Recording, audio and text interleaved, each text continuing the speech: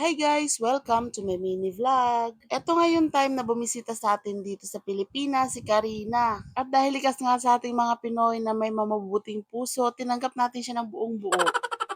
Maaga pa nga lang ay nagising na ako dahil papasok nga sana ako sa trabaho. Yun nga lang nakita ko sa post wala nga daw kaming pasok. Hindi na nga ako nakatulog dyan kaya naman napagdiskitahan ko maglinis at inuna ko na nga tong ref namin dahil matagal na nga hindi nalilinis to. Minsan ko na nga lang mapagtuunan ng pansin na paglilinis nito lalo na ako may mga lamang frozen. Dahil gusto ko nga pag naglinis ako pati freezer nililinis ko na rin at tinatanggal ko yung mga laman. Or wala nga talagang laman yan guys.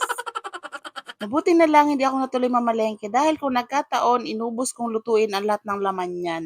Dahil after ko nga malinis yan, ilang oras ang nakalipas ay nag-brown out sa amin. Nakapagluto na nga rin ako ng almusal dyan at inaantay ko na nga lang yung aking mag-ama na bumangon. At matapos ko nga linisin itong aming frigidaire ay sinilip ko yung mag-ama ko, tinina kong kusina para ka ako mag-almusal na kami. Yung asawa ko nga ay sobrang puyat dahil galing nga ito sa trabaho. Yung anak ko naman, akala ko itulog pa. Yun pala, kaya pala nananahimik dahil hawak yung cellphone ng tatay niya.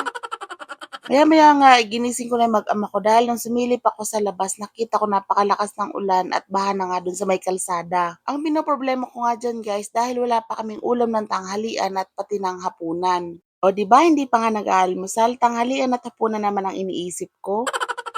Pero aminin niyo, tulad niyo rin ako na kapag nagluluto na ng almusal, iniisip na kung anong ulam ng tanghalian at ang hapunan. At ayan nga, pagkatapos nga namin mag-almusal, ay inutusan ko na yung asawa ko na pumunta na ng palengke at mamili. Sabi ko nga baka kako magbaha doon sa may palengke. Dahil madalas nga guys, tuwing malakas ang ulan or may bagyo, nagbabaha doon, nagsasara yung mga palengke. At eto nga, itinuloy ko na ang paglilinis. Siyempre, sinipag ako ngayon dahil malamig ang panahon, kailangan natin magpainit. Charot!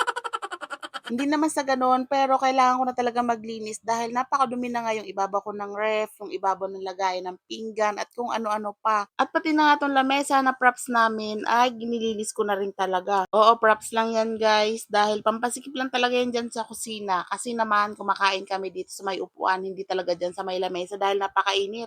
Sabi ko nga sa asawa ko, regaluhan niya naman ako ng magandang dining table at chairs para naman kako doon na kami kakain sa lamesa. Lalagyan ko talaga ng ceiling fan diyan, guys.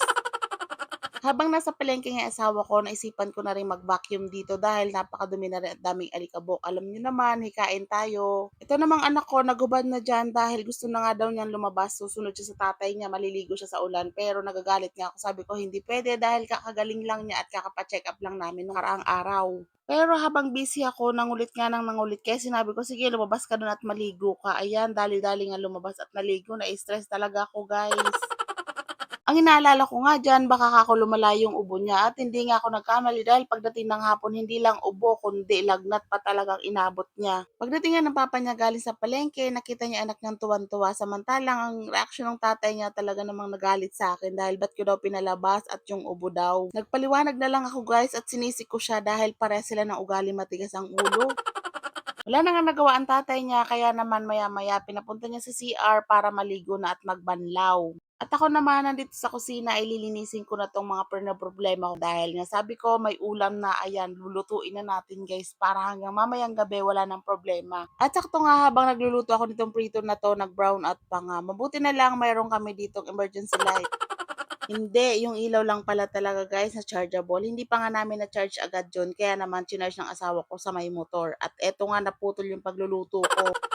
I mean, yung pagvi-video ko pala habang nagluluto. Kaya naman hapon na nga ako ulit nakapagluto dyan. Nakapag-video pala ng pagluluto. Ay, napakagulo. Basta yun na yun. So, balik tayo dito sa pagluluto guys. Hapon na nga yan at merienda na. Kaya naman nagluto ako dyan ng maruya. Ang tawag niyan sa amin ay sinapot. May nagbigay kasi na kapitbahay ko ng saging. Malalaki nga yun sa banayan guys. Galing nga daw yun sa probinsya. Dala ng kanyang hipag. Kaya naman sabi ko masarap maruya. Lalo na mas masarap kung mayroong nilutong mainit-init pang pansit bato. Ay nako, kapag ganito nga na malamig yung panahon at nasa bahay lang talaga tayo, napapagas tayo sa pagkain kung ano-ano na lang kinikrave natin. Aminin nyo kayo rin.